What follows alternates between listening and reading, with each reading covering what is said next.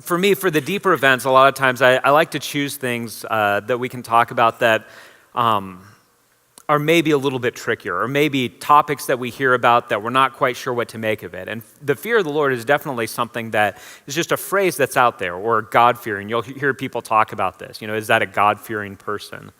And so what I wanted to do is I wanted to walk through this. And the basic, if you look at the handout that we gave, this is broken into two basic parts. So in this first session, I'm just going to look to talk through some definitions. All right, what does this actually mean? We'll go through a bunch of scripture, which is the most enriching part.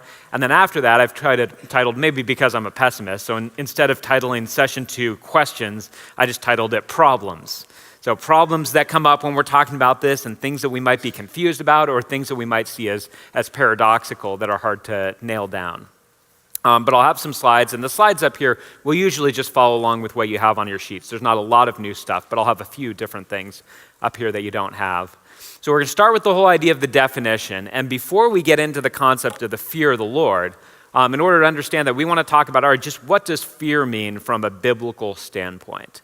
And so I've got a definition, and this is, I'll just read the definition, and then we'll get into these different things.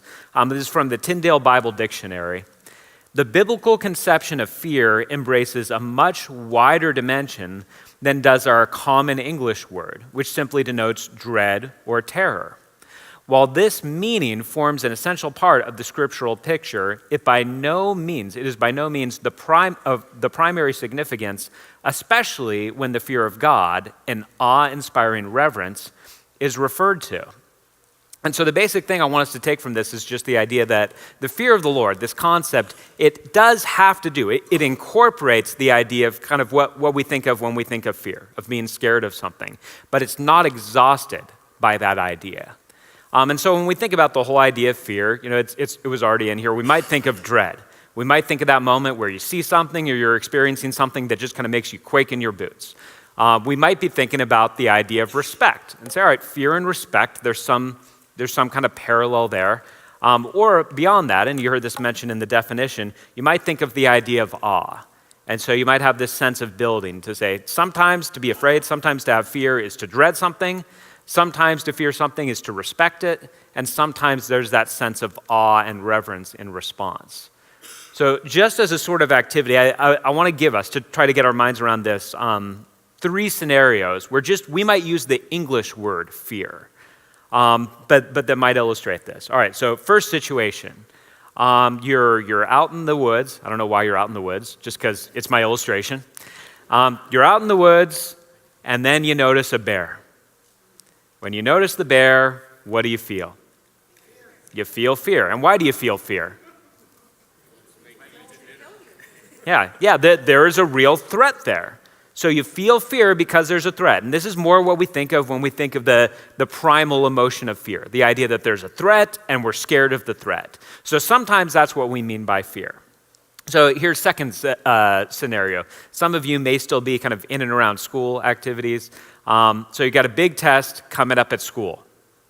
How does fear work into that situation? Yeah, so what are you afraid of? Because I asked the first question and everybody answered at once. Yeah, you're afraid of failure. So you look at that, and you're not looking at the test. You don't have the test before you and think, oh my gosh, this is a really scary test. But you're afraid of what the test represents. You're afraid of the idea of failure. You're afraid of what might happen if you don't do well on the test. Third scenario, you're out hiking, and you're hiking with a bunch of friends, and there's a really tall rock, and all of your friends say, let's go climb on top of that rock. What are you afraid of in this situation? Yeah, you're afraid of falling. You're not looking at the rock and saying, the rock is making a threat to me. But you're looking at the rock and saying that this is a tall, amazing, kind of awe-inspiring thing, and if I climb up on it, I will be in danger. Now, here's what ties all these together, the bear, the test, and the rock. What ties all these together is the idea that if you're afraid of this thing, it will affect your behavior. You respond to the reality of this. So when you see the bear, what are you probably going to do? You're going to run away because you're responding to the reality of the bear and responding to the reality of the threat. When you realize that there's a test coming up and that the test is going to affect your grade, what do? Yeah, you study for it. So you do a different activity, but you're responding to the reality of that test. So if you see the big rock up there and people want to climb up on it, what do? Practice. Yeah, maybe practice. Yeah, maybe wave. Yeah, say have fun up there. You may end up saying, I'm not going to do that. I'm going to pull away. I'm going to refrain from climbing up on that rock because I see that it's something dangerous. So in all three, the thing that happens here is that we look at a situation, and however much we'd relate it to saying, well, I'm scared, I'm afraid of this, we'd say the fear makes us respond to the reality of that. That is the basic idea of fear. In fact, when we think about this, just from a standpoint of our everyday lives, it's not good if you're not afraid of anything. Fear is useful. Fear is appropriate in different situations. In fact, I'll tell you a quick story about this, because this is what we see in kids. There are different times that you see a kid and you're like, oh, this is nice. They're not afraid of anything. But then you realize that's not good, not to be afraid of anything. So I'll tell you this story. I thought that this happened when my wife, Karina, and I had both taken the kids somewhere, but she says she doesn't remember it, and she would remember this. So I'm pretty sure this was just me. When we were living in Oregon, I took our two oldest kids because our oldest, Matt, was about 3 years old or maybe 4, and our youngest, or our middle son, Jack, was still in the stroller. And so I'd taken them to downtown Portland for the day, and at downtown Portland, there's this place called Pioneer Square, and there's this little amphitheater, and then there's a fountain, and then there's all kinds of food trucks. So I was at the bottom of the amphitheater, and I was dealing with Jack. I don't remember what it was. I needed to get him some food, or I needed to, he was uncomfortable in some way, and I needed to attend to him. And Matt kept coming up to ask me something, and I kept saying, not now, not now. And finally, at one point, he came up again. And what I thought he wanted to do is I thought he was just asking me, can I just walk around on all the steps? And so he said, Dad, can I? And I said, go ahead. And then, yeah, I know. Smart move, right? And then I started attending to Jack, and I was figuring things out. And then suddenly another couple said, who was standing next to me, who I didn't know, just said, is that your son? And I turned around to look, and he is standing. So there's these kind of steps that go up, and then there's this sharp drop to a fountain, and he is standing right on the edge of it. And, this couple helped me. I just ran up to Matt and left Jack right there. That's good. Leave your infant son just in the stroller. They were like, should we do something? But the moment, and it was funny because even after I got up there and then I was calm and said, hey, Matt, why don't you come to me? I didn't know this is what you were asking. This is not your fault. This is my fault. But for him, the striking thing was even afterwards, he hadn't taken in the reality of the situation. He was just saying, I'm fine. I don't know what your problem is. It would have been good for him to be afraid. It would have been good for fear to be part of that situation because he was, in a very real way, close to death. He was right on the edge of this. Fear is something that's useful. And so when we think about this at a basic level, you may hear the fear of the Lord or the idea of fearing God and say, well, that's a bad thing. I don't want to fear God. I don't want to have a relationship that involves that reality. But just start with the basic idea that fear is something that is useful. Fear is something that is positive in different situations. If you end up in a situation where you have no fear, it's not good. There are things that we should respond to the reality of. And that, I believe, is somewhere at the basic idea of what it means to fear the Lord. And we'll talk about this throughout, is the idea that we are responding in a basic way to the reality of God. We are responding and acknowledging that reality is there. In fact, as we move into the middle section, you'll see that this is a lot of what's talked about in the idea, and what I've titled this is just the connection with obedience. There's a couple key passages, and some of you are involved in the men's Wednesday night Bible study. The men just finished going through the book of Ecclesiastes. And so this is the very last passage, the last 2 verses in Ecclesiastes. Now all has been heard. Here is the conclusion of the matter. Fear God and keep his commandments, for this is the duty of all mankind. For God will bring every deed into judgment, including every hidden thing, whether good or evil. And if you know the book of Ecclesiastes, the book of Ecclesiastes is this sort of wandering throughout. Solomon is the key figure in it. So it's Solomon wandering throughout trying to figure life out. In light of the fact that life is mysterious, and even if you believe in God, even if you have a basic structure of the whole idea of that God is the creator of the world, life is still incredibly mysterious. God is still incredibly mysterious. And he gets to the end of this long wandering search, and he says, this is the key to everything. The key to everything is to fear God and to keep his commandments. Now, real quick question. Fearing God and keeping his commandments, is that two things or is that one thing? Yeah, I'm going to argue that's one thing. Instead of saying that Solomon gets to the end and says, I've got two things to tell you to do. Fear God, and then also, totally separate from that, keep his commandments. Would it be possible to fear God without keeping his commandments? It doesn't quite make sense. If we are responding to the reality of God in an appropriate way, with appropriate fear, it would be hard to imagine that we wouldn't respond with obedience. So he says, all right, this is the whole duty. In fact, it's interesting in the passage when it says, for this is the duty of all mankind. Sometimes, because in the Hebrew it's tricky with the word order, many times the way that that's translated, instead of this is the duty of all mankind, is this is the whole duty of mankind. This is the whole job. This is ground level. This is the center of what we as human beings are called to do. We are called to fear God and to keep his commandments. And the very first use, I have this Genesis passage in your notes just because it's the very first use of the idea of the fear of the Lord, and it's representative of lots of other passages. But the very first use of it in the Bible, so the situation, some of you know the story of Abraham, and the story of Abraham is great because it reveals to us, amongst other things, that the heroes of our faith still have significant faults. And some of you know that Abraham 2 different times put his wife in a perilous situation because of his own fear, because he thought, they're going to see her, they're going to know that she's beautiful, they're going to kill me if they think that I'm her husband, so if I say I'm her brother, they're going to treat me nice to try to get to my sister. But he put Sarah in a perilous situation. This is the second time that he does this. And by the way, they were old when this was going on, so I'm just like, she aged well, apparently, because he was still scared of it at this late age. And what ends up happening through the course of the story, he explains why he behaved this way. He explains why he took this action and lied and put Sarah in a vulnerable position.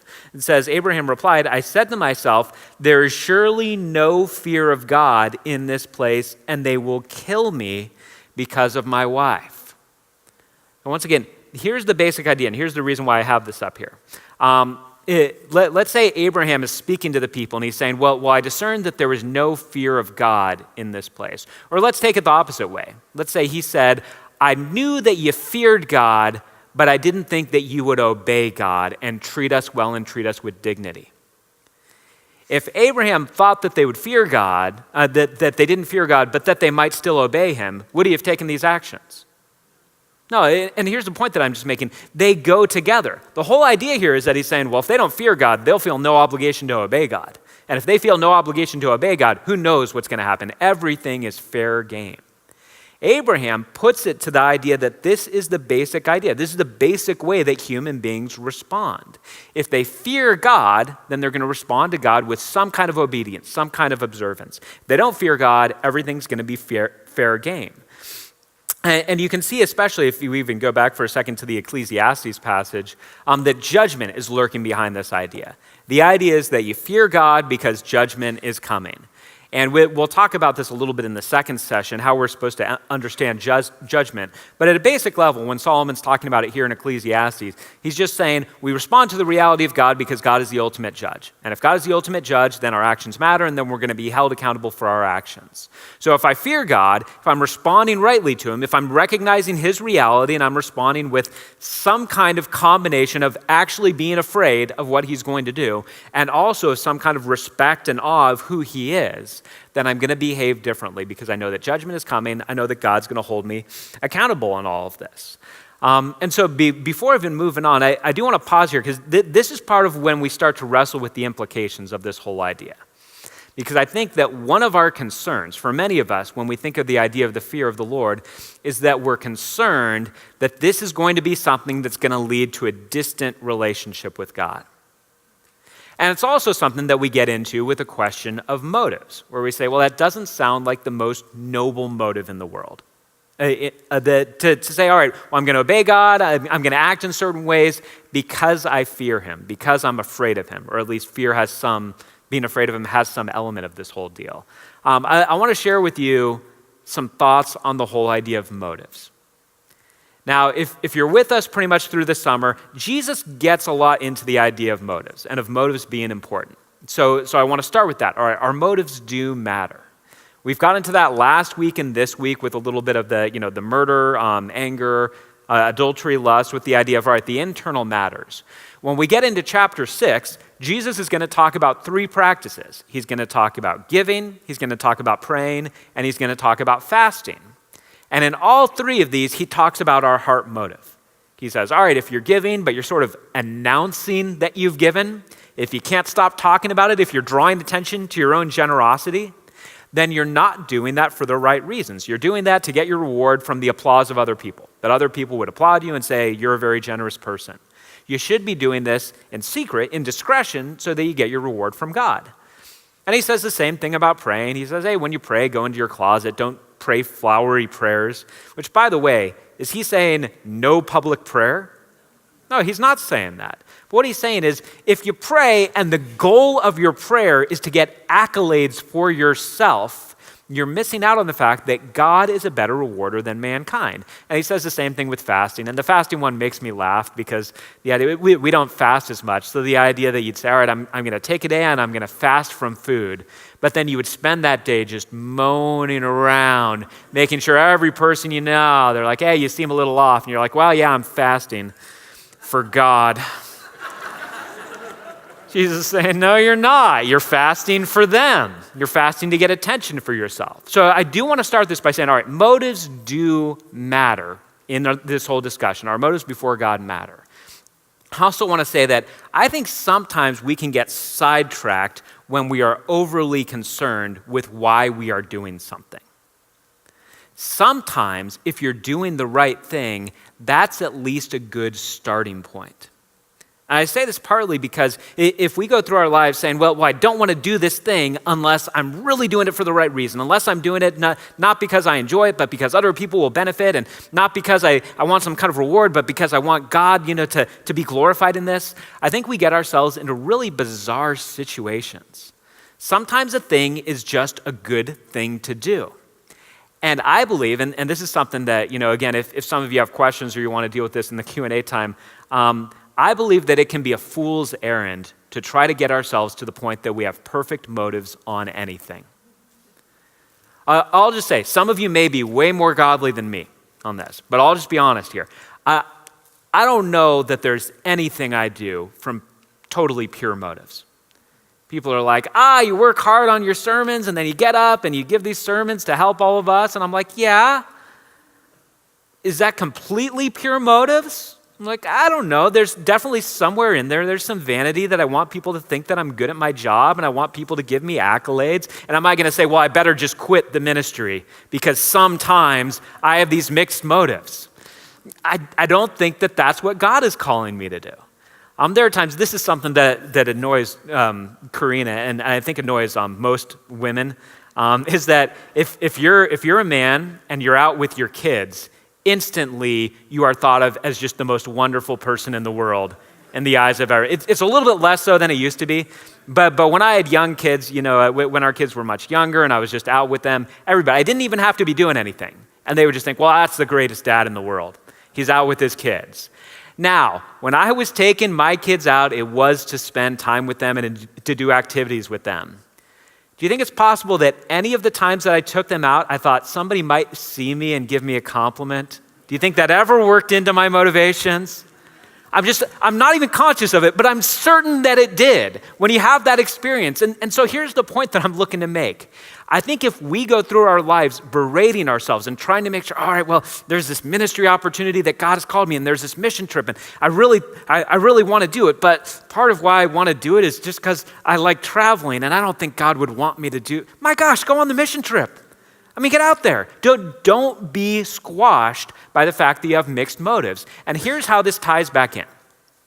Now, between the two choices, if you say, all right, I'm going to obey God, and I've got two options for the motive. I can obey God because I just love him and my affection for him flows out, and I'm obeying him because I want to obey him, because I love God, I'm thankful for all that he's done for me, and I trust him. And option B is, I'm going to obey God because I don't want to deal with the consequences of what he may do to me if I don't obey him. Between those two, option one, option two, which is the better motive? Yeah, clearly option one is the better motive. I'm not saying that it's not the better motive. I'm saying option two is not a terrible motive. It's not the worst motive in the world. My father-in-law talked about a friend that he had that did a lot of traveling for his business. And for the business that he was in, affairs when men were on the road was just rampant. It was just a very common thing. Sadly, there are certain businesses and professions where that's just sort of par for the course. And so he would know, people that he would, other people that would go on these trips, they'd have prostitutes up to their room, they'd go to the bar and pick up a woman. It was just kind of the normal practice.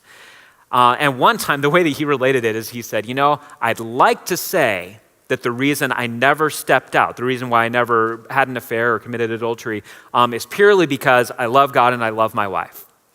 But he said, there were definitely times where the only thing that kept me from doing it was that I knew God was going to get me. And so here's my question. Do you think my wife minded? No. I think she was like, well, so you stayed faithful to me, but only because I think she was okay with it. There are going to be times where you have not the noblest motives in the world. And one of the things that I think the fear of the Lord does, just as we're starting to get into this subject, is sometimes it's a beginning part. And I can't prove this, but even the idea that in Proverbs, Solomon talks about the fear of the Lord as the beginning of wisdom. This is the starting point of wisdom. In fact, he says it's the beginning of wisdom, and he says it's the beginning of knowledge. It's a starting point here. Now, when you're dealing with kids, which, my youngest now is 6 years old, so I've still kind of got little kids, but especially when my kids were little, sometimes the only way that you can get a kid not to do something is how? By fear. By saying, and the fear isn't usually about the thing. You can't make them afraid of the thing itself. You have to make them afraid of what? Yeah, you have to make them afraid of what you are going to do to them if they do that thing. And again, it's not it's not where you want them. You don't want them to be in college and be thinking, well, what is dad going to do to me if I have this beer? You don't want that situation for long term. But if you've got a 2-year-old and they're thinking, what is dad going to do to me if I throw this at my brother? That's fine. That's a starting point. And that's the point where you can build a habit that then molds into you thinking about things more clearly. But if you build in the bad habit right away, then you've got work overcoming that. So here's my point. If there are certain things in your life that you're saying, you know what, I don't think this is terribly noble because there's certain things that I'm not doing, certain areas of sin where I'm not practicing, and it's really just because I'm afraid that God will punish me if I do. I say, I think that's perfectly okay. It's not the whole picture. If that's your only motive ever, there's more for you to have. But this is just one of my things. I think that motives, I don't know if it's right to say motives are overrated. Motives, let's not fool ourselves into thinking that we ever have deeply pure motives. Or again, at least I'm going to say, I don't think that I ever have deeply pure motives. So some of you can celebrate the fact that you're more godly than me.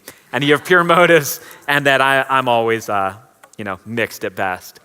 All right, so all this comes back to the whole idea of obedience. All right, the connection is the fear of the Lord brings obedience. And so that's just responding. All right, there's a reality of God. If he's a creator, he's the ultimate judge. Ultimately, I have to reckon with him in some way, so I'm going to respond with obedience. That's the baseline response.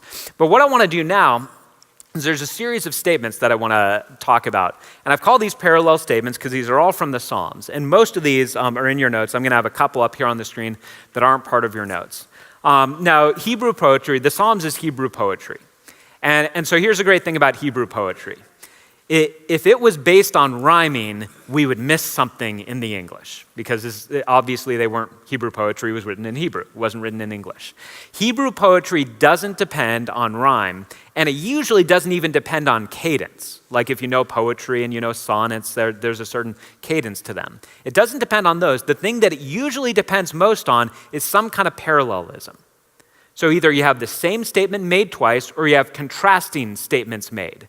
And so David will make a statement and then he'll make a parallel statement to say the same thing in a different way. This is part of the key to Hebrew poetry. Shows up in Proverbs a lot also. And so what I have is a bunch of statements where the fear of the Lord is used and then a parallel statement is used. This gives us insight into saying, all right, what is meant by this idea? What is David meaning by this idea? So I have several up here. The first one is going to be the most straightforward. All right, so again, we look through this as the parallel. Yeah, I do have parts underlined. Serve the Lord with fear and celebrate his rule with trembling. So we would say, all right, so this is the basic level. The idea, and this is something that drives me nuts, when people talk about the fear of the Lord and say, but fearing God doesn't mean like actually fearing him. I want to say, yes, it does. It is part of it. Let's not eliminate that. Fear does mean fear. There is a part of trembling. And it's appropriate because of who God is. So this is not the whole picture. This is a part of it. But also, I just want to point out, look at this. So just look at the first statement. Serve the Lord with fear. And you could look at that and say, well, that sounds like slavish obedience. I'm going to serve God and I'm going to do it with fear. Now, we've got trembling as the parallel in the second part, but what else do we have? Celebrate his rule with trembling. This is part of the hint that we're going to go through as we go through these different parallel statements. Clearly, the authors of Scripture didn't think that fearing God equaled a slavishly distant relationship with God. Saying, I'm going to serve the Lord with fear. I'm going to celebrate his rule with trembling. All right, let's look at next one. Psalm 31, verse 19. How abundant are the good things that you have stored up for those who fear you, that you bestow in the sight of all on those who take refuge in you. So there's another parallel statement. Those who fear you, those who take refuge in you. And when you think of the whole concept of refuge, and this is often used in scriptures, the whole idea the Lord is a strong tower. Some of you may have heard that terminology and it shows up in different songs and thinking, all right, what does that mean that the Lord is a strong tower? That's referring to the whole idea of a militarized, fortified place that you can come and be safe in the midst of danger from another army. So the whole idea that Lord is a strong tower, the whole idea that we would run to him for refuge means we are drawing near to him. It means fearing God doesn't mean I'm running away from God. In this passage, fearing God means I'm running to God. It means in the midst of all the danger that I see out there, I see God as stronger than any of the other threats. This is a big thing we're going to talk about in the second session. God is stronger than any of the other threats. So fearing him means that I'm coming to him for refuge. Now, similarly, all right, the next one is in Psalm 33, verse 18. The eyes of the Lord are on those who fear him, on those whose hope is in his unfailing love. And later on, there's another statement that basically says the same thing. So here we go again. All right, fearing God is paralleled with the whole idea of hoping in his unfailing love. And hope is one of those words that the way that we typically use it in English is very different than how the Hebrews used it and very different than how the authors of the New Testament used it. Because when we say hope, we're just sort of like, well, I'm hoping that God's unfailing love comes through for me. That's not the biblical idea of hope. The biblical idea of hope has much more to do with confidence and expectation. It has to do with the idea that you are hitching your wagon to one horse. It's saying, all right, I'm going to bet on this. I'm going to bet on God. I'm going to place my wager that God and his unfailing love will come through. Fearing God means placing your expectation, gambling that God and his unfailing love will end up coming through for you in the midst of all the other options you have. And by the way, this is an element of hope that we don't usually get, because if you just say, as I say sometimes, I hope the Dodgers win. If I just say I hope the Dodgers win, what did it cost me to say I hope the Dodgers win? It cost me nothing. Now, if I wagered $5,000 on the Dodgers winning, that's costing me something.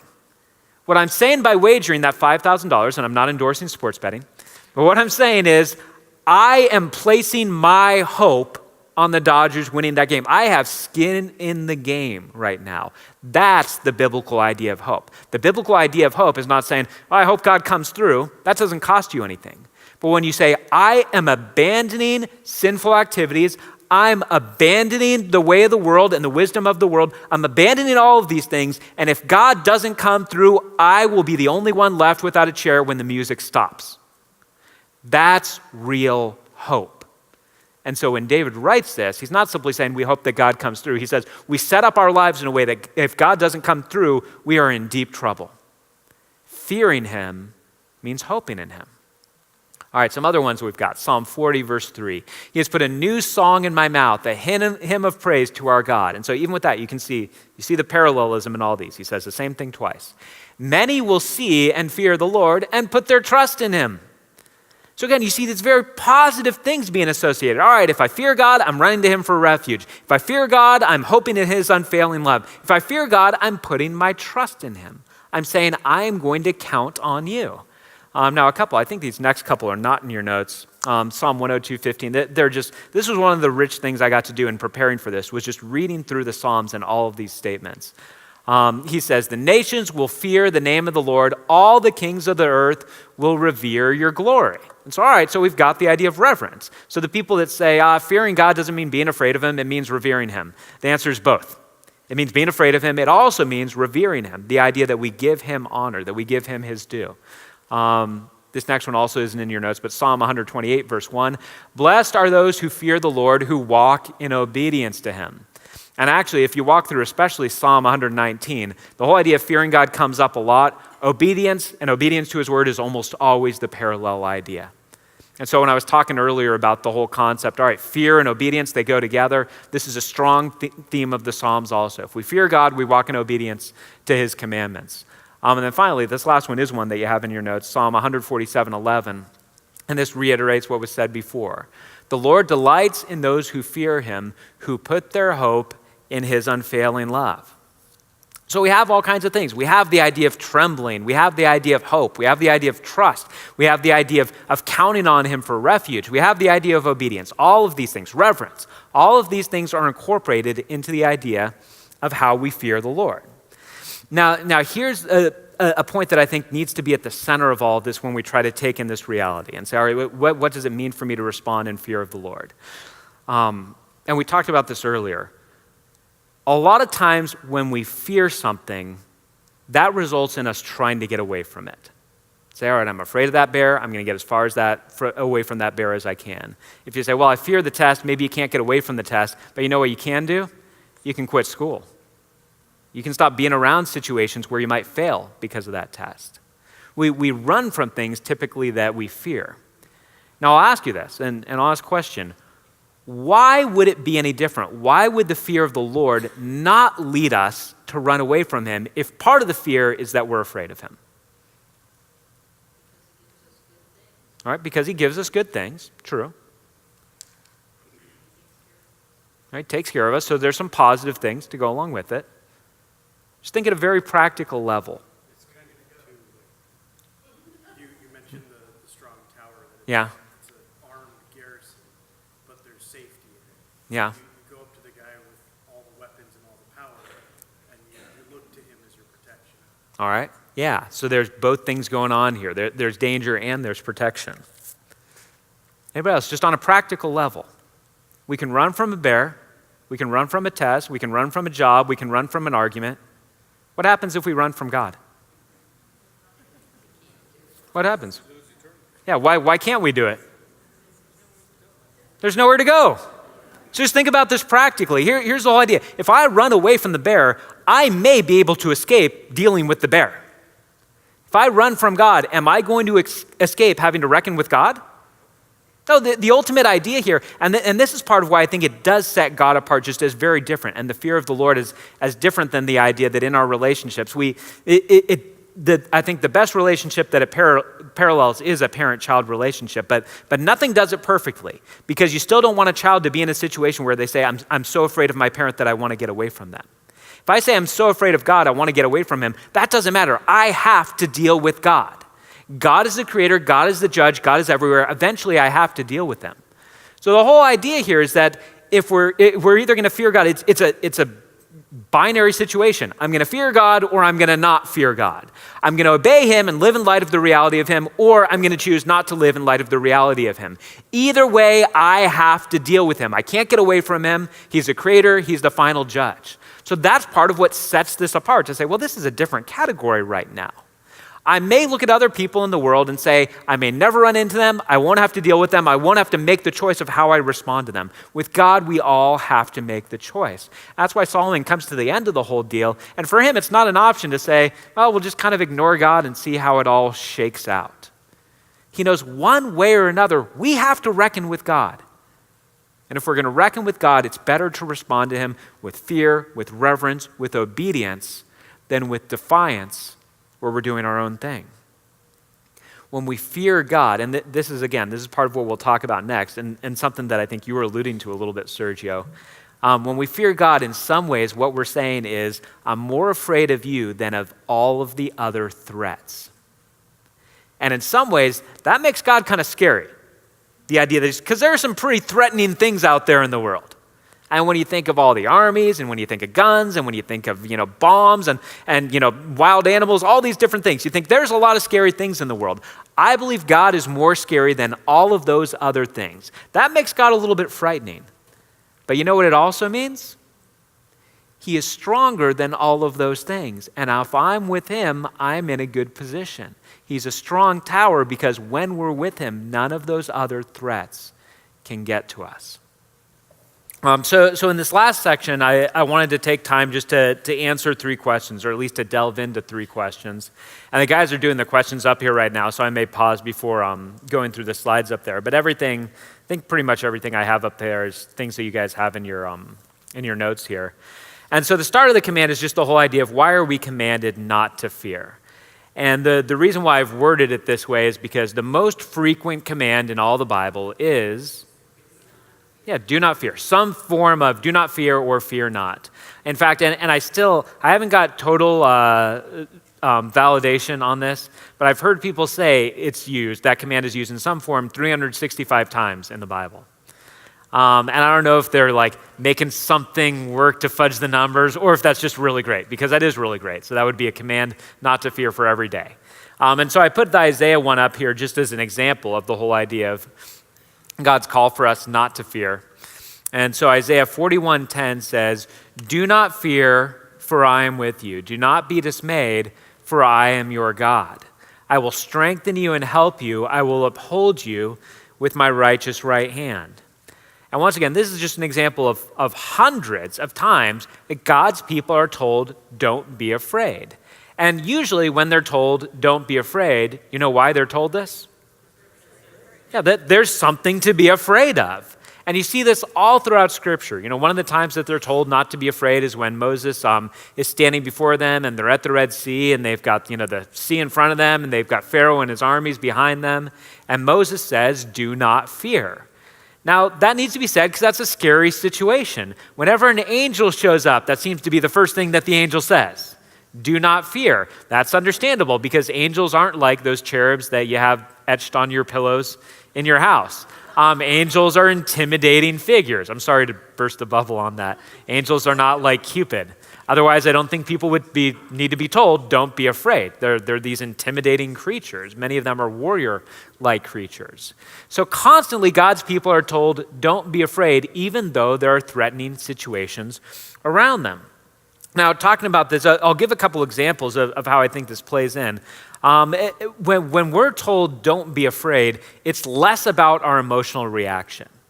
I'm not going to say it has nothing to do with our emotional reaction, but it has less to do with our emotional reaction and more to do with the actions that we choose to take. We have some influence over the emotions we experience. I'm not going to say we're utter victims to our emotions. We have the ability to kind of retrain ourselves. There are some habits that we can do, and there are some truths that we can embrace that help our emotions align with our beliefs. But sometimes something happens and you're just scared, and there's just no way around it. Sometimes there's somebody that says something to you and you think, well, gosh, if I do what God calls me to do, I might lose my job. Or if I do what God calls me to do, I might lose this friend.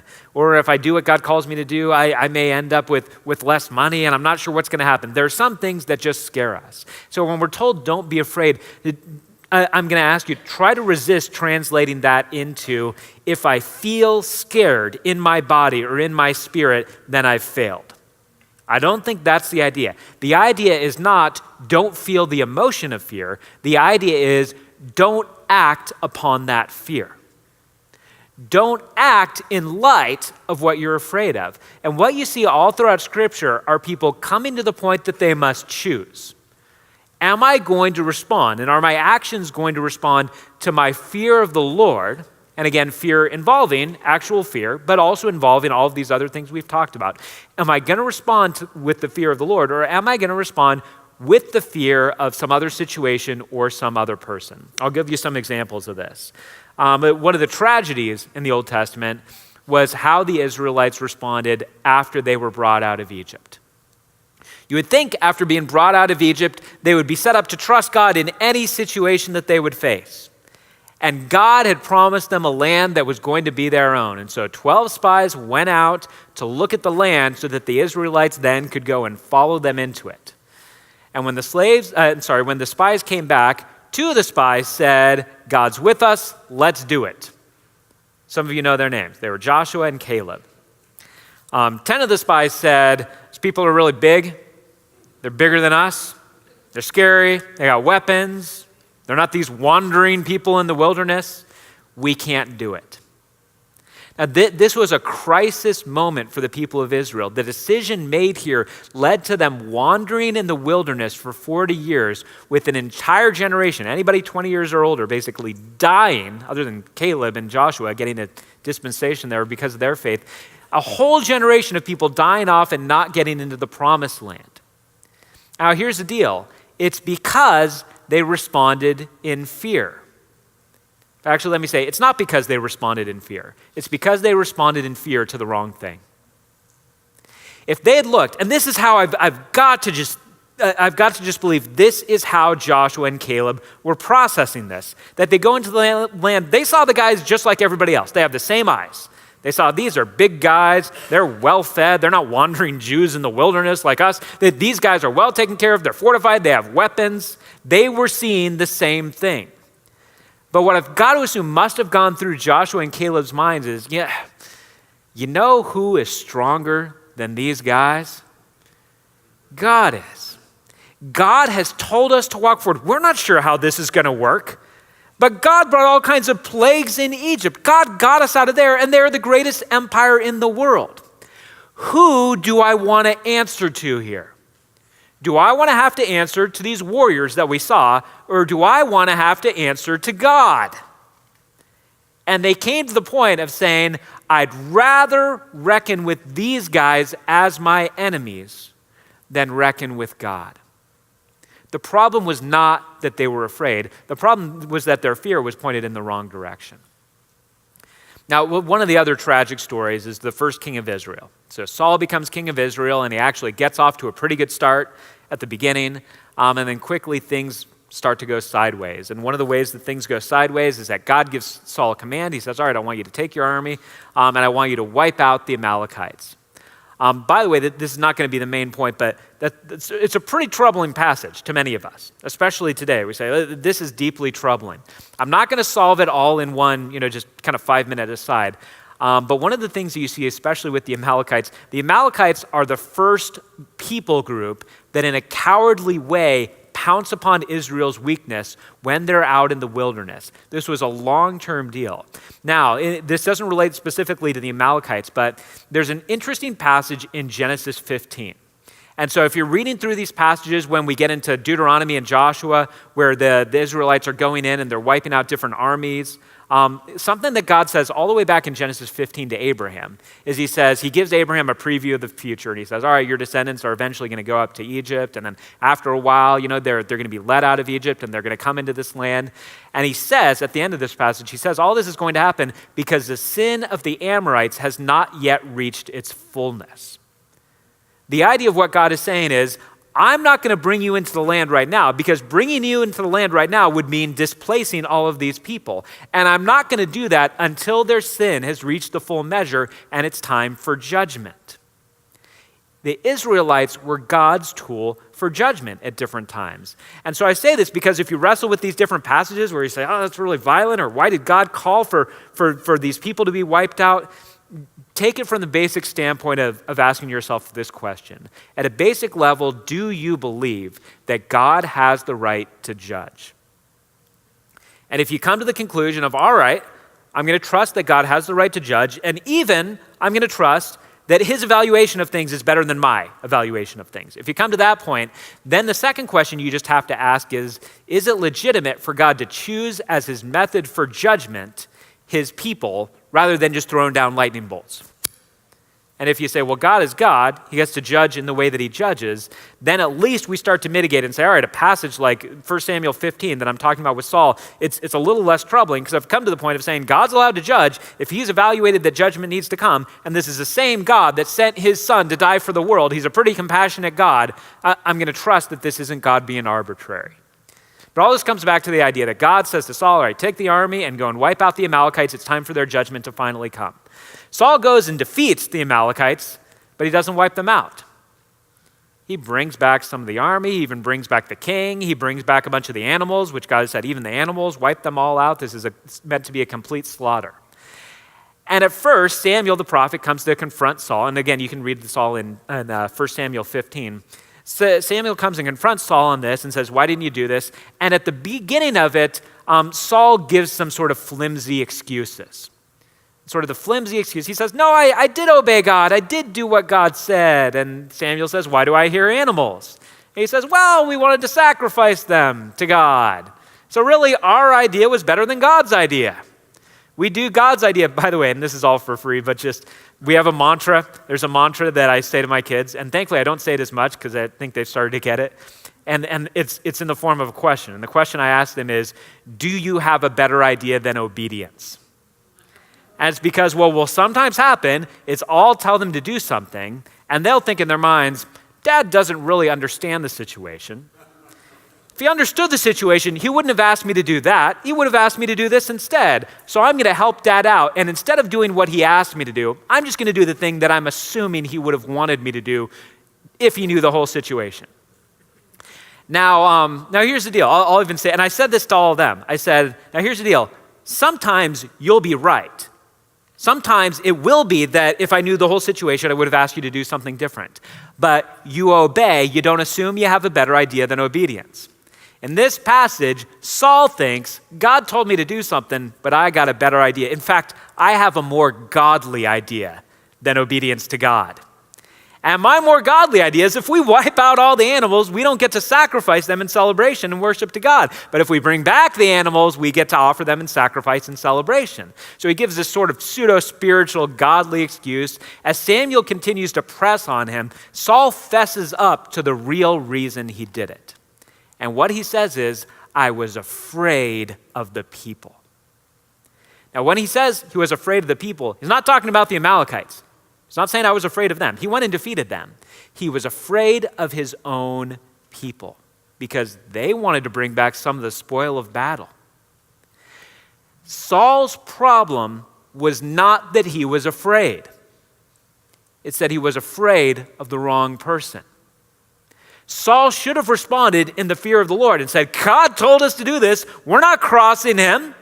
We're trusting him. We're celebrating him. We're honoring him. I'm not going to cross God. Are you kidding me? But he listened to the voice of his men, and he was more afraid of them than he was afraid of God. The problem, and this is one of the powerful things that over and over again, do not fear. Don't fear that army. Don't fear Pharaoh. Don't fear what people. Jesus says this. He says, don't fear those who can only kill the body. Have you ever come to the point of asking yourself, what's the worst that could happen if I do A, B, or C?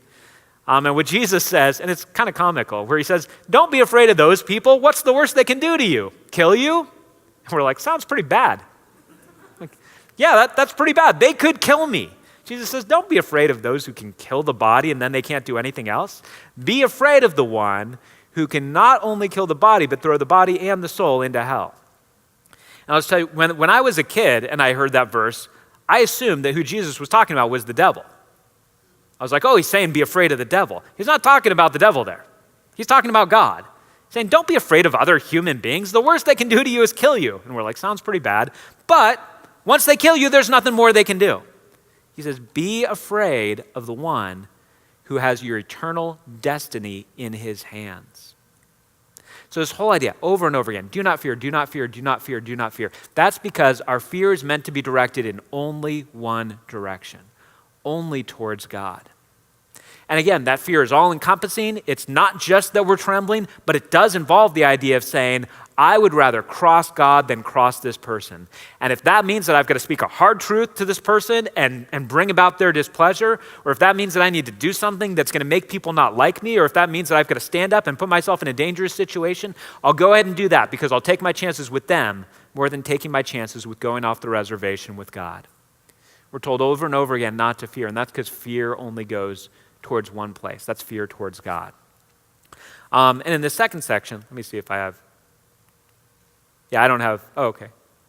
I do have control over it now. All right, I wanted to go to this middle section. This might be the biggest question, and we've talked about it a little bit already. So this passage, I'm going to put up verse 18, and then we'll see the whole context. So verse 18 would seem to be a big problem for this whole idea of the fear of the Lord. John says, there is no fear in love, but perfect love drives out fear because fear has to do with punishment. The one who fears is not made perfect in love. So if there's any passage in the New Testament, and there are some people that would claim, hey, the fear of the Lord is an Old Testament concept, it's not a New Testament concept. If you read the New Testament, in fact, if you just go probably on Google and just search fear of the Lord passages, you're going to find a bunch in the New Testament. This is not just an Old Testament concept, it's all throughout. But if there's any passage that would make us say, all right, maybe fear is no longer a thing that God wants us to use to respond to him, this would be the passage that would make the case. He's saying, all right, you got two choices. You got fear and love. Perfect love, and what he's talking about with the perfect love is God's perfect love worked in us. So he's saying, if we are really convinced of God's perfect love and we've been made complete because of embracing God's perfect love, that will drive out fear. Fear has to do with punishment, and so perfect love drives out fear. Again, if there was ever a passage to make the case, fear of the Lord is not a good thing, love should win over fear, this is the passage.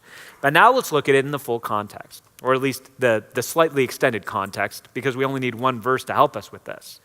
Verse 17 says, this is how love is made complete among us, so that we will have confidence on the day of judgment. In this world, we are like Jesus. And by the way, it's translated in kind of a funny way there, or translated in more of a straightforward way. The more literal in the Greek is, as Jesus is, so are we in the world. But they're kind of getting the idea right. What he's basically saying is, here's our confidence about what we're going to face at the final judgment. We will be treated the same way Jesus will be treated. You might look at the final judgment and say, I don't know how I'm going to stand up. But let me ask you this. How do you think Jesus is going to do at the final judgment? Pretty well. I don't think he has anything to worry about. At the final judgment, we will be treated in the same way that Jesus will be. That's the gospel. And then he says in verse 18, there is no fear in love. Now, what kind of fear is he talking about? Fear of what? He's talking about final condemnation. He's saying, all right, we're talking about the final judgment here. So he's not talking about fear in any sense. He specifically is saying, when we think of the final judgment, we don't need to think of the final judgment with fear. We don't need to be afraid. We don't need to wring our hands and say, have I done enough? Have I given enough money? Have I obeyed enough? Did I sin too much? What's going to happen when I get to the final judgment? I'm afraid that God is going to look at me and ultimately say, you didn't do enough, or you did too many bad things, and you don't get in. He says, you don't need to fear. There's no fear because that's been overcome by God's love.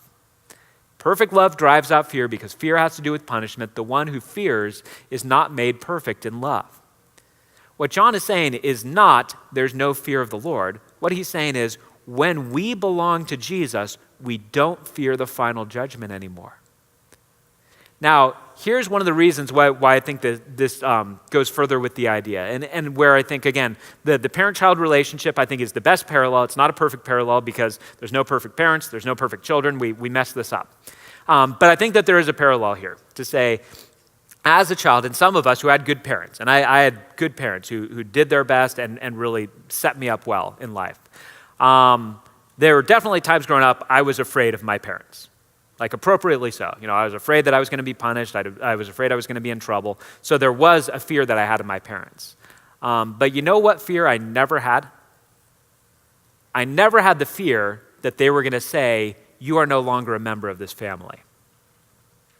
I say that because some of you did grow up with that being a reality, with a chaotic or abusive or manipulative household where you were afraid, I don't know, if I do this, they may never speak to me again. If I do this, they may kick me out. If I do this, I may just be out on my own. That's a horrible reality to have. But the ideal reality that you want a child to have is to look at their parents and be like, kind of afraid of what they're going to do to me if I behave badly. Kind of afraid of what's going to happen if I disobey them. But you know what I'm not afraid of? I'm not afraid that mom and dad are ever going to stop loving me. I'm not afraid that they're ever going to stop being in my corner. I'm not afraid that they're going to kick me out of the house and say that I don't belong to them anymore. I'm not afraid of any of that. And that's what John is talking about here. The discipline of God is a reality. In fact, you can read Hebrews chapter 12, and it talks about discipline, the discipline of God, in kind of a fearful way. And the whole idea that the discipline of God, which is for our good, and he says he disciplines all his children, it's one of the marks of being a Christian, is that God disciplines you. In fact, if you were here this morning and when we were talking about the whole subject of where Jesus is talking about, pluck out your eye, cut off your hand, because it's better to enter into life maimed than to enter into eternal hell with your whole body. The whole idea there, wow, I just lost my train of thought. That's a weird place to lose your train of thought. Let me see if I can get it back. Yeah, I'm not quite sure if I can. So I'll just talk about some other things and eventually it will come back around. But the whole idea here is that there is appropriate discipline that does happen. The discipline of the Lord does happen. And that's what Hebrews 12 talks about. The whole concept that God is going to ship us. Oh, I know. I got it back. All right. See, this doesn't always happen on Sunday, but you get it at the deeper event. Oh, shoot. I shouldn't have bragged. I need to do that same thing. I need to work it. I just had it. My mind is not as fresh as it's ever been. All right, let me get there. I'm going to get there. All right, discipline, and discipline is good, and it's for our good, and God punishing us, and being afraid. Oh, wow, it's gone again. All right, we're going to have to come back to it. What? When I get it, I'm going to say it as fast as I can. Yeah, I'm not going to set up for it. All right. Well, let's, one other passage to talk about with this, even with this whole idea of love and fear, and appropriate fear, not being at odds. I want to read this passage in Revelation. This is not in your notes, but if you want to write it down, it's Revelation chapter 14, verses 6 and 7. And we're coming right into the middle of a vision, so there's a lot that goes into this, but I'll just read the lead up. Verse 7 is going to be the payoff, but verse 6 is the lead up. It says, "Then I saw another angel flying in midair, and he had the eternal gospel to proclaim to those who live on the earth, to every nation, tribe, language, and people." All right, here's the buildup. There's an angel with the eternal gospel, with the eternal good news, and he's about to proclaim it. Verse 7 says what he proclaimed. He said in a loud voice, "Fear God and give him glory, because the hour of his judgment has come. Worship him who made the heavens, the earth, the sea, and the springs of water." It says, here's the eternal gospel. Fear God. Respond appropriately to God. Fear God, obey his commandments, and the end of Ecclesiastes. Fear God and give him glory right here. The whole concept of appropriately fearing God is not something that's in contrast with the idea of love, because love is at the center of the gospel. The gospel is for God so loved the world that he sent his one and only Son that we could have eternal life through him. Now, final section here, and just talking about this last point, and there's, in talking about the practical application of this, hopefully there's been things that have been covered throughout, that you've kind of seen the pieces start to come together about how we respond to this whole idea. But I wanted to put at least one verse up here that points towards this reality. 1 Peter 1, if you remember, it wasn't too long ago that we went through the book of 1 Peter. And here's one of the key verses in chapter 1. He says, "Since you call on a Father who judges each person's work impartially, live out your time as foreigners here in reverent fear." So that whole idea of living out your time as foreigners, you may remember way back, I guess it was last fall, when we were going through chapter 1 of 1 Peter, we called that part of the series temporary residence. It's the idea that, all right, we're sojourners, we're foreigners, we're strangers here on this earth. This is not our final home. We're living as strangers. We stand out from society. We don't just blend in with everyone else. And that's what he's talking about. He says, all right, you have this time of being a foreigner here. You're responding to God as the ultimate judge. So during this time that you're living as a foreigner, live out this time in reverent fear. So somewhere at the center of how we live our lives effectively for Jesus in this world is that fear, reverent fear, is at the center of that. Now, putting this in context, what Peter is saying is that the path towards living as a stranger in this world is that you fear God. Now, the reason why that's so important is because the very thing that will cause us to want to blend in with others is what? Fear of other people. Fear of other people is right at the center. It's the core competitor with fearing God. It's what happened with Saul in a certain sense, and there it was to please other people. It's what happened with the spies. In that sense, it was what are they going to do to us from a physical standpoint. Fearing other people is the major competitor to fearing God.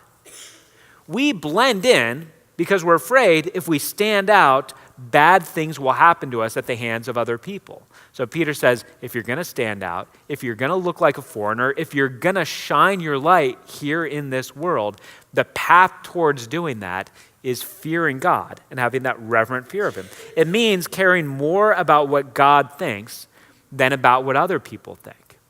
It also means having a higher view of what God can do than of what other people can do to you. You know, one of the passages that we'll cover in the Sermon on the Mount in chapter 6 is the passage where Jesus talks about the whole idea of not worrying.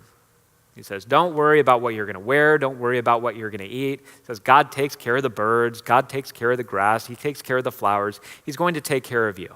He's consistently using that mantra, don't worry, don't be concerned, which when you think of worry and concern and anxiety, those are forms of fear. He says, don't be afraid of what's going to happen to you because God will take care of things.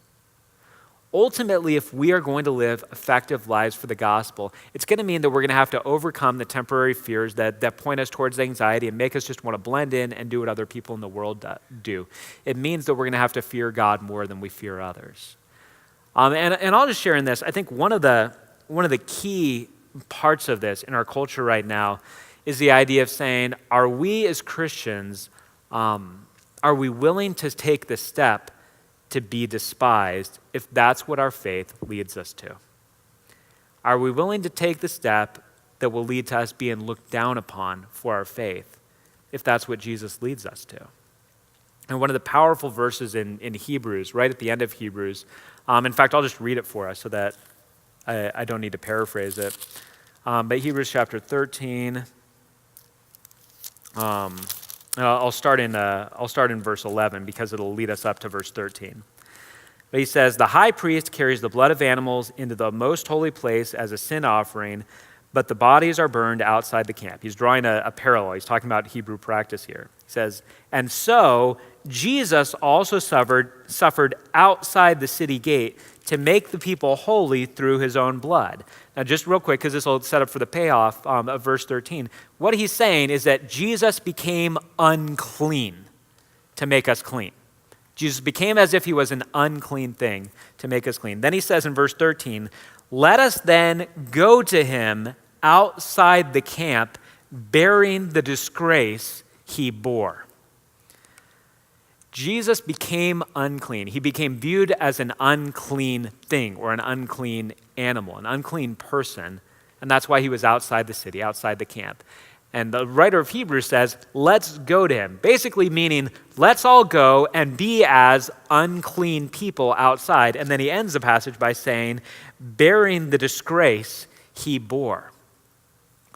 When we think of following Jesus, we may think of the fact that we get the Holy Spirit, and we may think of the fact that God's going to do powerful things in us. Part of what goes along with following Jesus is that he bore disgrace. And so if we're going to follow him, at least some of the time, we are going to bear his disgrace also. Paul gave a weird but also very, very effective illustration. Not that Paul needs my approval for his illustrations, but he's like, thanks, Dan. In 2 Corinthians chapter 2, when he talks about us as believers and says we are the aroma of Christ. We are the fragrance of Christ. So it's a smell illustration. And what he says is we are the aroma of life to those who are being saved, but we are the aroma of death to those who are perishing. So at the same time, we are emitting the same smell, but people are experiencing it differently. So what he's saying is there's some people that are going to look at Christians and basically say, they smell great. I want to know why they smell great. I want to know what's behind all this. I want to know Jesus. I want to know this God that they worship. And some people are going to look at Christians and be like, they smell bad. I don't want anything to do with that. And the reason is not because of what we're doing. The reason is because of what they're doing. It's because we're bringing conviction and they're being pointed towards the fact that they need to respond in some way. So if we are living in a way where we are always, every person that we interact with has a distaste for Christianity because of us, we're probably not doing it right. For some people, there should be the aroma of life. Some people should look at it and say, wow, that's wonderful. I want to know what's behind all that. If every person around you, and this is a thing, I don't see it a lot at people in our church, but it is a thing that you see sometimes in Christianity where there's this idea of sort of this license to be obnoxious and this license to be contentious because it's like, well, I'm a prophetic person and I'm speaking the truth and I don't care what anybody thinks because I'm going to do what God tells me to do. You just think, all right, if everybody around you thinks you smell bad, it's probably you. Now, here's the deal. If everybody around you thinks you smell good, that's probably not great either. That probably means you're compromising the truth. It probably means you're not willing to speak up at times that God calls you to speak up. If you're really doing it, and this is the profound thing that you see, of course, with Jesus more clearly than other, that there are people that saw Jesus and he smelled better than any human being they had ever seen before. They were so drawn to him, they were willing to leave everything behind to follow him and embrace him. People responded to Jesus that strongly. And to some people, Jesus smelled worse than any human being who had ever walked the planet, and they were so repulsed by him, they had to get away from him, and they had to get him off the planet. Jesus had both going on. The Apostle Paul had both going on. You see the early Christians, and there's this weird thing that happens in the book of Acts where it talks about the idea that people held them in high esteem, but sort of kept their distance. People were like, something big going on there. I'm not sure I want to get into it unless I'm really serious about it, but I also hold them in high esteem because those people are really serious about their faith. If we are living in the fear of the Lord, it's going to mean that we're going to have people responding to us positively. It also means that we're going to have people that see us as something disgraceful. And one of the things that I think is happening all throughout our country and beyond our country, but especially in our country, is we've adopted the perception we should smell good to everyone. And we're going to take it upon ourselves to make sure that we can't possibly smell bad to anyone. And so if there's any teaching that doesn't smell good to people, let's just stop talking about that. If there's any practice that doesn't smell good to people, let's just stop practicing that. Let's move away from anything that doesn't smell good to our culture. The writer of Hebrews says, let's go out bearing his disgrace.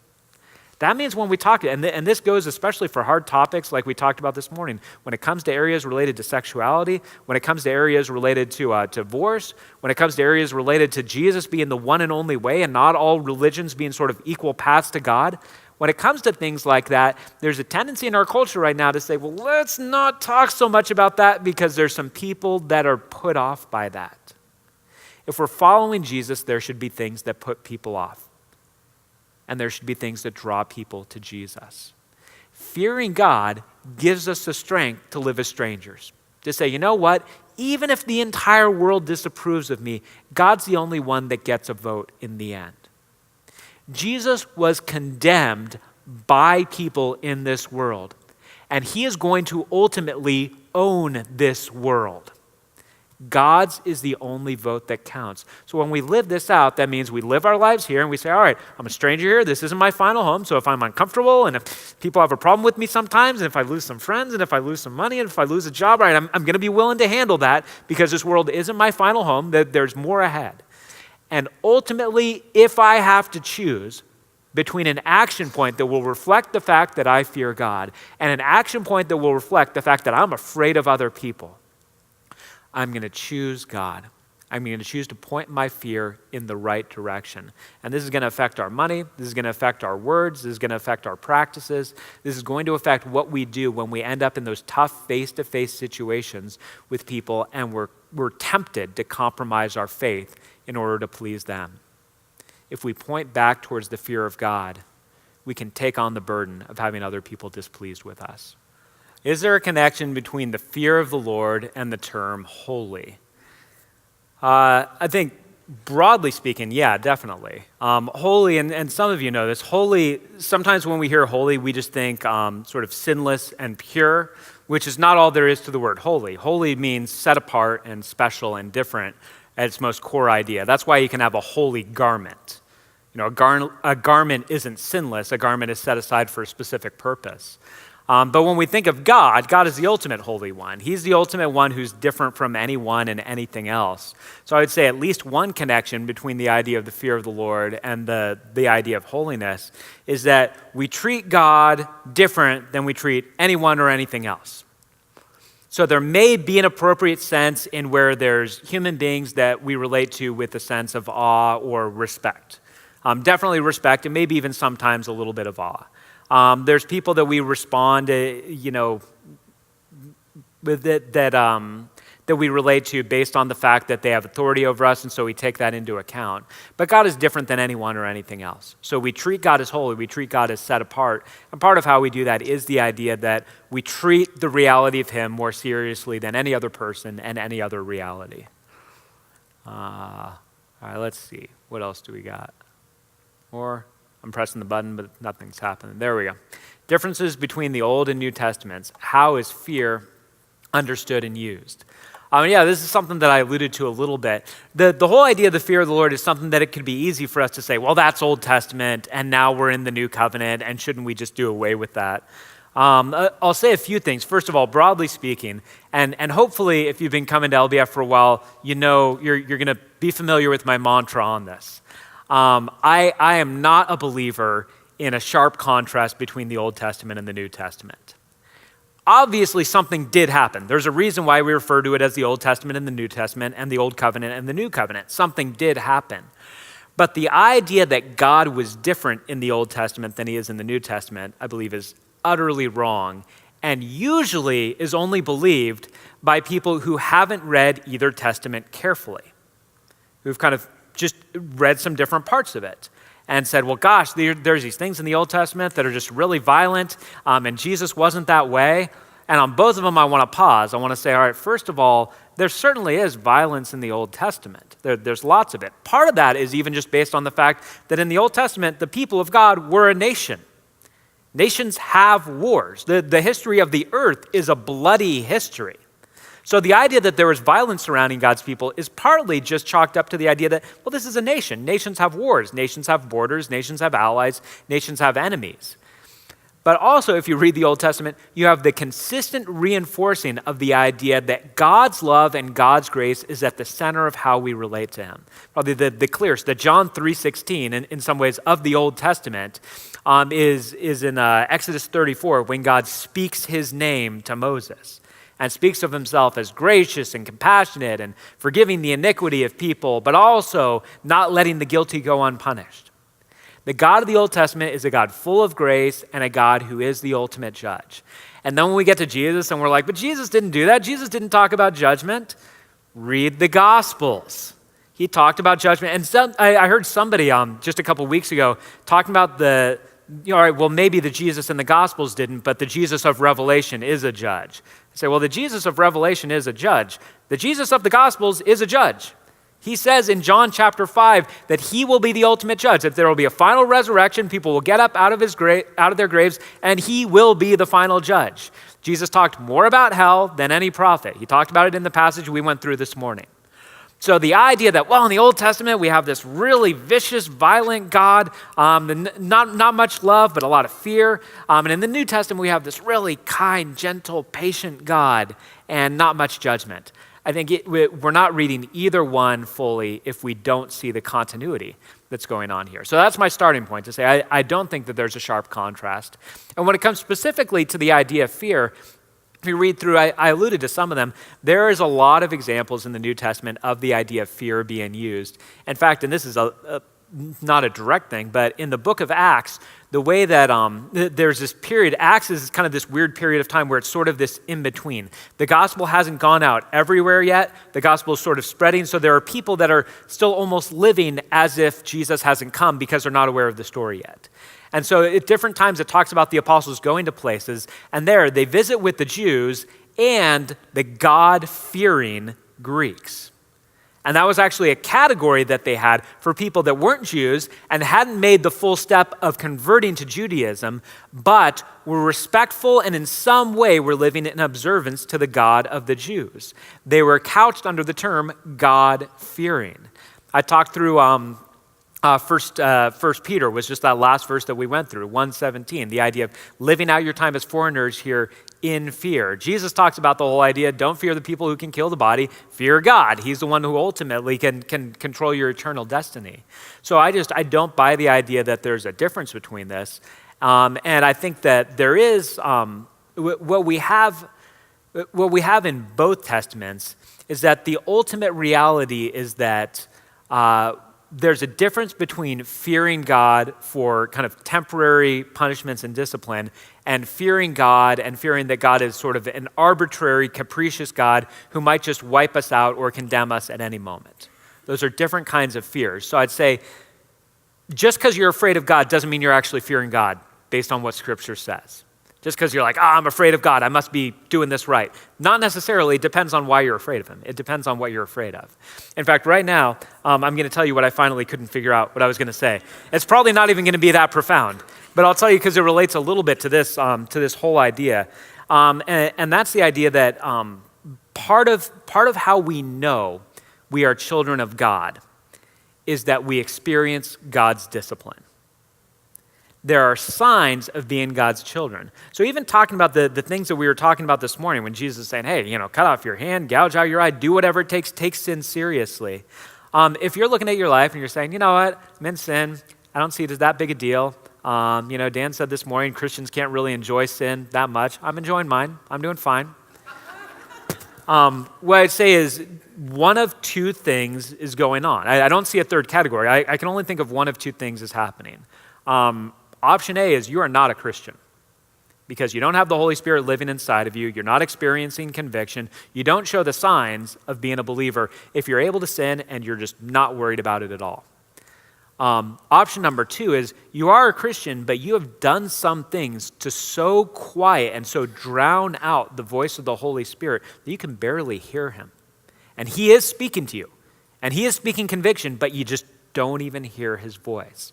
Either way is not where God intends for us to be. So part of the mark of the Christian, it's not that we don't sin. We stumble and we fall and we mess up and we get frustrated with ourselves. The mark of a Christian is not that you're sinless. The mark of a Christian is that you're convicted when you sin. And if you're not convicted when you sin, there's a big problem going on one front or the other. And so anyway, I'd say that even having to do with fear, that as new covenant believers, this goes into the 1 John passage, I get to stand without fear that God will ultimately cast me away because my confidence is based on what Jesus did and not based on what I did. And at the same time, I live in the very appropriate fear that God will discipline me, and I would rather not deal with that. I would rather humble myself and trust God than have to deal with him having to discipline me. This is even what we do with our kids. We're like, hey, just if you enforce some self-discipline, we won't have to do anything about it. If you just take care of this yourself, we won't have to come in and enforce consequences. And God is a good father, and he does a very similar thing with us. He gives us the option of handling it well, and we all should rather discipline ourselves rather than experience God's discipline because he knows how to do it. He's God. All right, how do you fear God amidst pain and trials that seem hopeless? Great question. And this is where I think the bigger view of the fear of the Lord really comes in. There's a great passage. In fact, I'll read it. It might not initially seem related, but I think it will be. Great passage in 1 Thessalonians 5. That's just a passage about how you relate to people who are in different places in life.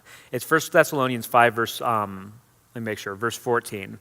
He says, and we urge you, brothers and sisters, warn those who are idle and disruptive, encourage the disheartened, help the weak, be patient with everyone. And the reason I love this passage is because he talks about, all right, there are people at different places. So if people are idle and disruptive, those are the people that you warn.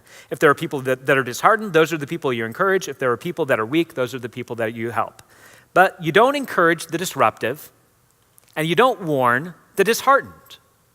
You give something appropriate to the situation. And I think that may apply here, where you say, all right, if you're in a place where you're kind of dabbling in sin and you're like, is this really that big a deal? The fear of the Lord that's probably most significant in that moment at least has something to do with the idea of, hey, I don't want to mess with God. It is a fearful thing to cross God, and he will discipline me, and I don't want to deal with that. When you're in a situation where you're dealing with deep pain and loss and hopelessness, I don't believe that the core element of the fear of the Lord that's most helpful to you in that moment is saying, well, while I'm dealing with this hopeless situation, I just better not cross God because it might get worse. The most helpful thing in that moment is probably something having to do with some of the verses in Psalms that we read earlier, saying, all right, fearing God means that our hope is in his unfailing love. Fearing God means that when we're in a situation that's hopeless, that we're able to say, God is more powerful. And the hope that God provides is more powerful than the things that would appear to take that hope away. Part of fearing God over fearing people or fearing other things is the idea that we say, God is stronger, God wins, and so God gets my attention here. Part of fearing God is hoping in him. And so that would mean there's a lot of things and a lot of people telling me there's no hope. God, on the other hand, says, there's lots of hope. And so fearing God means I'm going to believe God over believing these other people. I'm going to believe God over believing all these voices that are telling me that it's hopeless. That's a wonderful situation to be in, to say I am taking God more seriously than I'm taking any other perceived reality that I have. And that's going to bring me comfort. That's going to bring me hope. That means I'm going to move forward trusting him. That means I'm going to run to him for refuge. And when I'm at the end of my rope, I'm not going to trust in my money, and I'm not going to trust in my skills and abilities. I'm going to trust in God that he's ultimately going to get me through it. So to me, it's the fear of the Lord is wonderfully applicable in a situation like this, but it's more focused on the idea of, well, in this situation, you're not looking to avoid punishment. In this situation, you're looking to say, who's strong enough to bring hope into a hopeless situation? Let's go on. Can you reference God's sovereignty amidst the sin and depravity of the world, leading to horrific events in tragedies, massacres, shootings, etc.? Sure, no problem. So let me just take, because I want to make sure I'm understanding it right. Can you reference God's sovereignty amidst the sin and depravity? Yeah, I mean, this is in many ways the timeless question, not just a timeless question, but sort of the timeless question when we're dealing with horrific sin and evil in our world, and along with tragedies, and trying to figure out God's sovereignty in all of this. I'll say a couple things, but we've done whole messages on this. I'm pretty sure I did a whole deeper event just because this is such a big question. This is the question that really runs the whole book of Habakkuk in many ways. This is the whole question behind the book of Job in many ways. One of the comforts of reading Scripture is that this is the key question that people bring up, sort of how could a good God allow these horrible things to happen? The authors of Scripture don't shy away from this question. This isn't something that the authors of Scripture say, no, don't bring it up, everything will fall, it's a house of cards. They regularly bring it up and wrangle with God on this. And there is at least an extent that we go to say, all right, ultimately, we are not going to understand in detail how all of this works. And so, when somebody comes to me as their pastor and says, I want to know, if we're speaking broadly, somebody says, I want to know why God allows, or maybe sometimes even causes, horrible, tragic things to happen. Then at least from a broad standpoint, I can say, well, there's many reasons why God does that. He does that partly to shape us and to change us, to refine us. He does this because through suffering and through how we handle suffering is how he puts his love on display to the world. It's how he did it through Jesus. It's how he does it through us. It's also at other times there's something that we're unwilling to let go of, and so God in a painful way takes it from us, and it seems like a really bad thing, but in the end it's God taking away an idol or taking away sort of a false competitor from him. So there's lots of reasons why God does this. And then if somebody comes up and says, I want to know why my child died. Why? then my answer is always, well, I don't know. I couldn't possibly know that. There may be a time decades later where you reflect back on tragedies and say, I think I know why God did this one. You may not. It doesn't mean that there's not a reason. There is a reason, even if you don't discern it.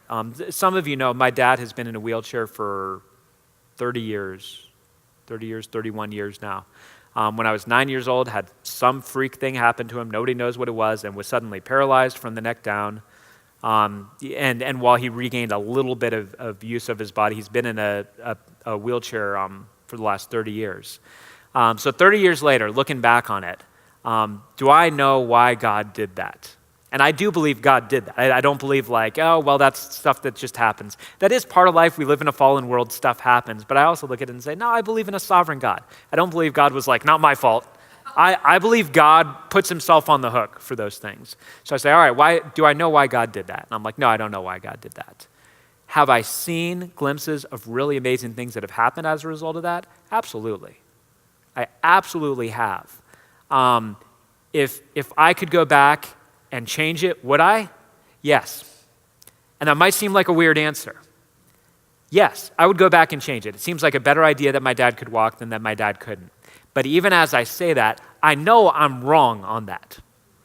I know if you matched up all of my knowledge and all of my reasons against all of God's knowledge and all of God's reasons, I know if it was all laid out to me, I would say, God is right and I'm wrong.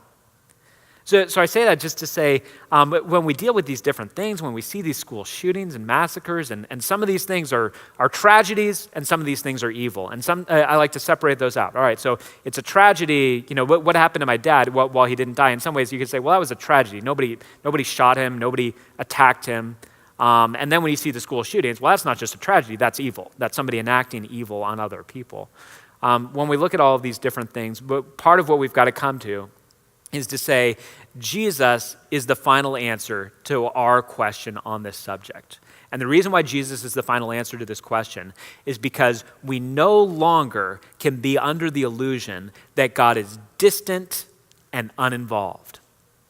God cares so much for us that he parted with what was most precious to him. He sent his one and only son, allowed him to be rejected, humiliated, tortured, and killed so that he could bring rebels into the family.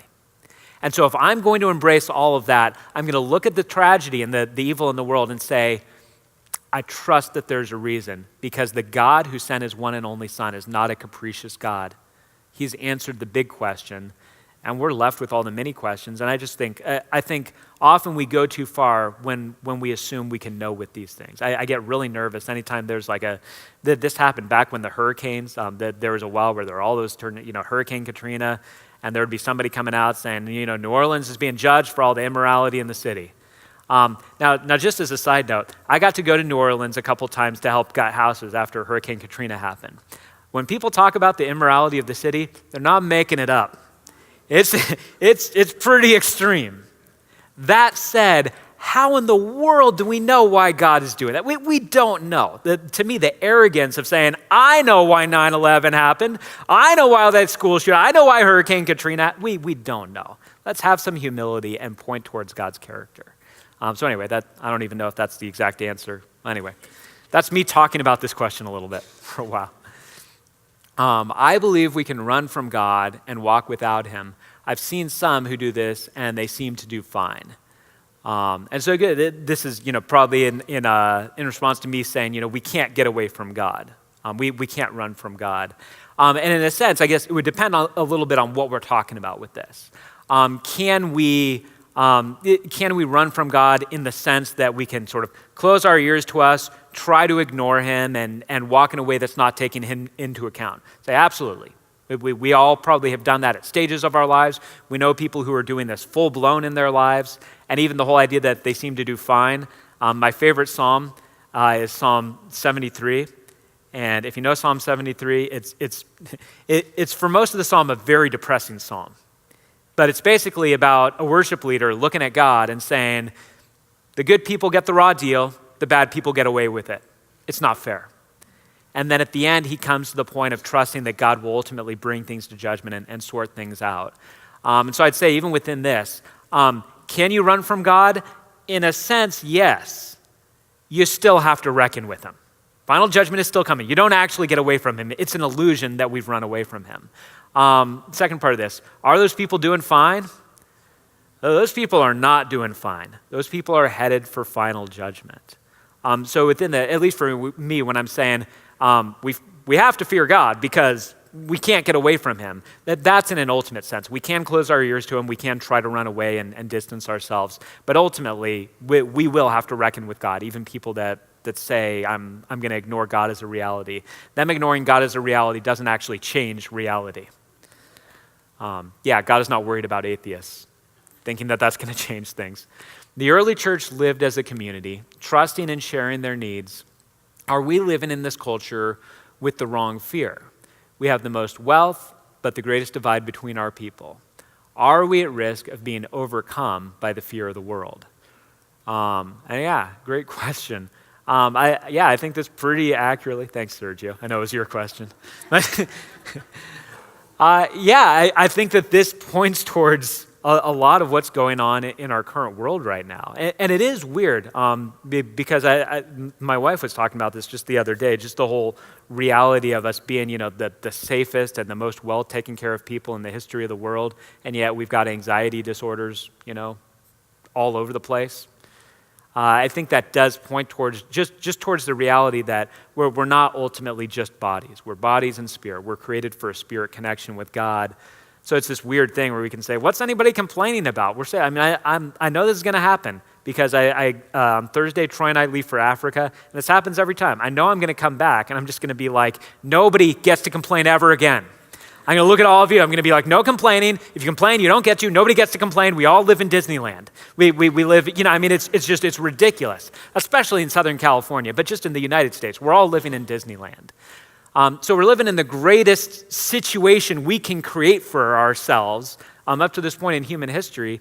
And it just points towards the fact that that's not what we were made for. We weren't made for kind of illusion and comfort and ease. We were made for purpose. And God has called us to purpose. So the idea of us being overcome with the fear of the world, I think it can happen in a couple ways. I think it's certainly, in fact, the whole podcast episode we were just talking about is all about the specific threat of fearing other people and needing their approval and how the fear of God plays into that. So I think that's one way. But I think another way is just if you grow up poor, you're not afraid of being poor necessarily. If you grow up rich, you know what you're really afraid of? You're really afraid of being poor. So we've got ourselves in a situation where it's hard because you don't also, the fear that you'll never get what you want is not as great as the fear that you'll lose what you've already assumed you need. So we're living in a way that this is just baseline. This is just ground level, all of these luxuries that we have. And so I think it is a very strong reality that we say no to God or we shy away from opportunities that God is leading us into because we are unwilling to deal with the idea that we may suffer some losses along the way. And we may end up in discomfort, physical, monetary discomfort, friend discomfort, all of these things. So again, we can talk later. I don't know if that's all you were getting at with this, but yeah, I think that this really does reflect the idea that we have a lot of fear, and if we point that fear in the right direction towards the Lord, that frees us up to no longer be afraid. And I love this even with the Old Testament, where God, it's almost like he's annoyed with the people that they're scared. It's like, why are you afraid of them? What is with you guys? Why are you afraid? And the only way that I could relate it is again, the father-child thing. To think if I was walking around with my boys, let's say I was walking around with my 6-year-old, and there was another 6-year-old that had been picking on him, and so he comes back and says, "Dad, the 6-year-old is picking on me," and so I go over there with him, and and David's standing right next to me, and the 6-year-old says, "I'm going to get you," and I assure David, he's not going to get you. I'm right here. And then he says again, "I'm going to get you," and David said, "Dad, he's going to get me." I would be like, David, how weak do you think I am? He is not going to get you. Like, I would be annoyed. Like, what is it that you're afraid of? God at different times, it's powerful. He's saying, how dare you fear? How arrogant are you to fear right now? How could you fear? You have me with you. How dare you be afraid of all of these other things? And that's where we can laugh at ourselves, and then we can also take God seriously on this and say, if he really is that powerful, how silly of us to be afraid of all of these other things. I'm pretty sure that was the last one. Yeah, so if you have more questions or if you want to follow up on things that were said or things that I didn't quite get to in the questions, feel free to do this. We'll announce next deeper event will be sometime as we're heading into the fall. Thanks so much for all of you who helped out with this. Thanks for being here, and have a great start to your week.